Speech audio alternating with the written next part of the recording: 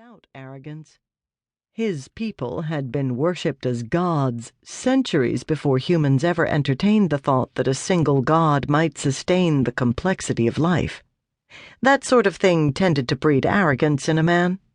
Then, of course, the very nature of the cat-beast within him meant arrogance was indelibly stamped on his nature. The jaguar occupied the top of the food chain in its native jungles of South America. When one had no rivals at all, one stopped seeing rivals even where they existed. Rafe liked to think of himself as more than just his beast, more than the jaguar spirit that crouched within him. He embraced and appreciated that part of his ancestry, that aspect of his nature. But as a modern civilized man, he liked to think of his nature as more complex than man by day, jaguar by night.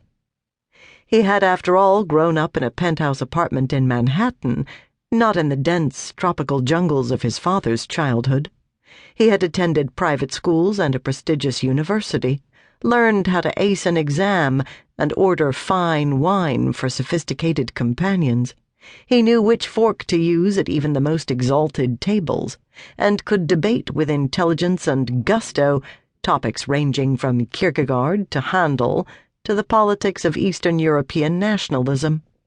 And he could do it all with a droll wit and an urbane smile. None of that negated the feral predator lurking in his soul, the one that knew it could turn on his would-be stalker and rip out the man's throat before his enemy could even voice a scream in protest. It was the same beast that first realized his stalker smelled like a woman. And not just any woman. She smelled like a witch. The fragrance roused his curiosity even higher. Witches and werefolk rarely had contact with each other, and it had been that way for as long as Rafe could remember. He had heard a few stories over the years about why that was the case. Tales that ranged from ancient race wars inspired by divine edict to a magical version of the Hatfields, the McCoys, and that infamous pig. Rafe doubted either story could claim the crown as the whole truth, but he realized he'd never before bothered to wonder about it. Not until he found himself being stalked by a female witch on a deserted street in Upper Manhattan on a Wednesday night. Funny how that sort of thing could spring itself on a man. More determined than ever to satisfy his curiosity and find out what the stalking witch wanted with him, Rafe continued to lead his unsuspecting hunter straight into a trap. He imagined things could get interesting tonight, and after a run of boring business meetings, the diversion might prove to be just what he needed. "Here, kitty, kitty, kitty." The sing-song call echoed through her head, making Tess Menzies bite down on her lip to stifle a snicker. You wouldn't think her current position, crouched in the shadows of an old brownstone, her eyes glued to the elegant facade of the building across the street, would be one conducive to humor. But then again, Tess had always been one to laugh at inappropriate moments, like when her grandfather was berating her for wearing the wrong outfit to his 60th birthday party.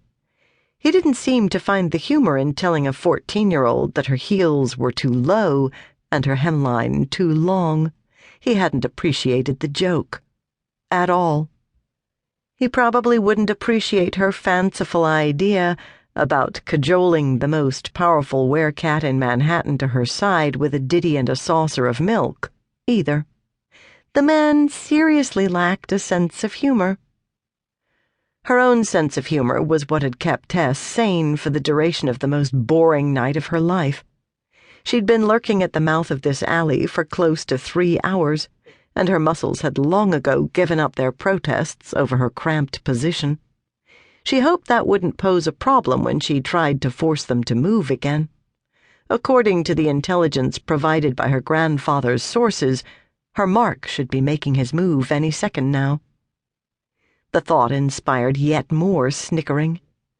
This whole episode just screamed for the use of language like mark and intelligence, even though the closest Tess herself had ever come to espionage or intrigue was watching old Humphrey Bogart movies on satellite.